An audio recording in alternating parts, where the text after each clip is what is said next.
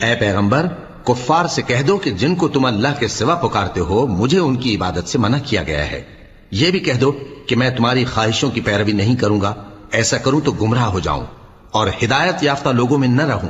کہہ دو کہ میں تو اپنے پروردگار کی دلیل روشن پر ہوں اور تم اس کی تکذیب کرتے ہو۔ جس چیز یعنی عذاب کے لیے تم جلدی کر رہے ہو وہ میرے پاس نہیں ہے، ایسا حکم اللہ ہی کے اختیار میں ہے۔ وہ سچی بات بیان فرماتا ہے اور وہ سب سے بہتر فیصلہ کرنے والا ہے۔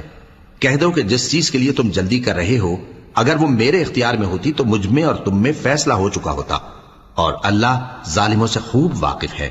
اور اسی کے پاس غیب کی کنجیاں ہیں جن کو اس کے سوا کوئی نہیں جانتا، اور اسے جنگلوں اور دریاؤں کی سب چیزوں کا علم ہے، اور کوئی پتا نہیں جھڑتا مگر وہ اس کو جانتا ہے، اور زمین کے اندھیروں میں کوئی دانہ اور کوئی ہری یا سوکھی چیز نہیں ہے مگر کتاب روشن میں لکھی ہوئی ہے۔